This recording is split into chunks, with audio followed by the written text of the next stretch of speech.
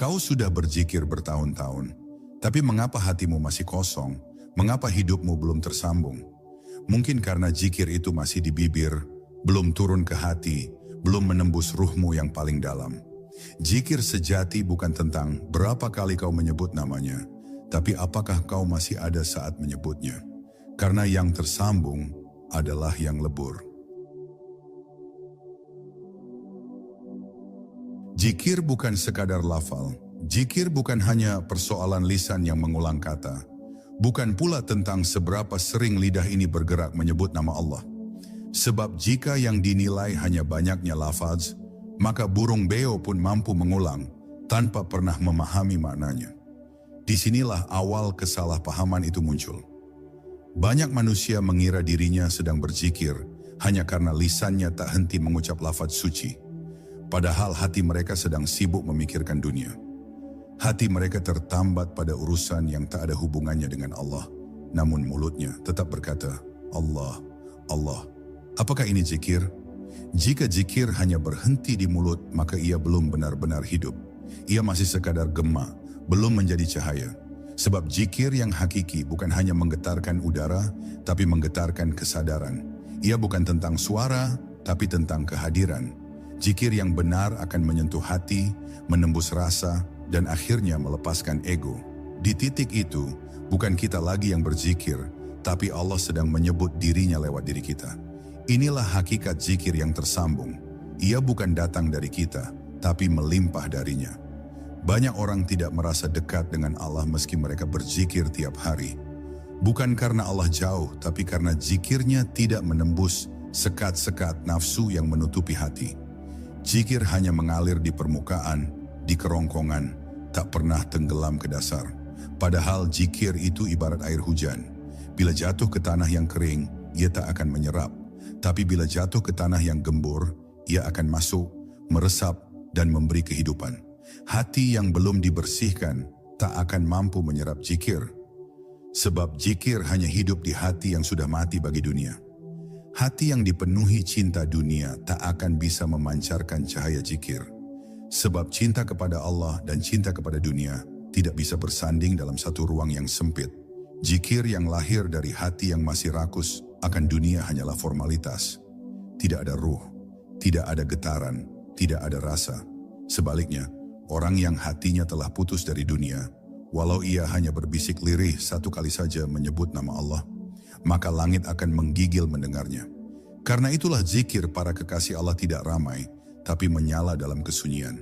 Fana adalah kunci dari zikir yang tersambung. Saat seseorang telah sirna dari dirinya sendiri, maka ia akan dibuka kepada kesadaran bahwa zikir sejati bukan datang dari kehendaknya, tapi ia adalah limpahan dari Allah kepada ruh yang bersih.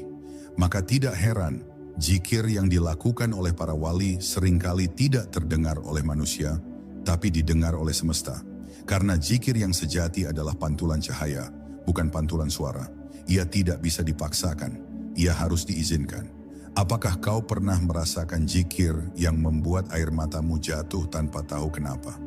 Itulah saat hati tersentuh, saat ruh sedang disentuh olehnya. Di titik itulah zikir mulai turun ke hati. Bukan lagi pengulangan tapi pertemuan. Bukan lagi hafalan tapi kehadiran. Di situ zikir menjadi jalan untuk tenggelam dalamnya. Dan ketika zikir telah menyatu dengan rasa, maka dunia pun menjadi asing dan Allah menjadi satu-satunya yang nyata. Maka jangan tertipu oleh banyaknya lafaz.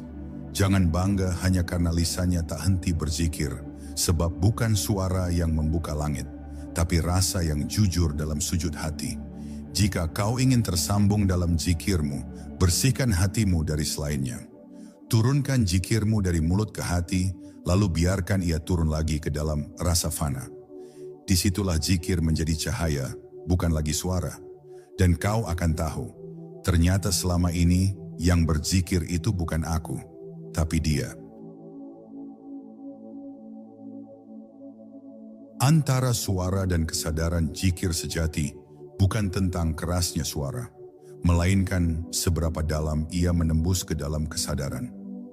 Banyak orang menyangka bahwa berzikir itu harus dilantunkan dengan suara yang menggema, dengan semangat yang berkobar, dengan pengulangan yang tak terhitung. Namun jika engkau mau merenung sejenak, apakah suara itu yang didengar oleh Allah? Apakah gema mulutmu yang menjadi ukuran dekat atau tidaknya dirimu kepadanya? Tidak, sebab Allah bukan makhluk yang memiliki telinga. Ia tidak menilai dari lantang atau lirihnya suara, melainkan dari hadir atau tidaknya hatimu dalam setiap lafaz itu. Suara bisa berbohong, tapi rasa tak bisa menyembunyikan apa-apa. Kita hidup di zaman yang sangat sibuk. Setiap hari telinga kita dipenuhi suara. Informasi, percakapan, iklan, musik, debat, bahkan zikir pun menjadi bagian dari keramaian itu. Maka tidak heran, banyak yang berzikir namun tetap gelisah. Banyak yang menyebut nama Allah, namun tidak merasa berada di hadapannya. Sebab zikir telah menjadi rutinitas kosong yang kehilangan ruh.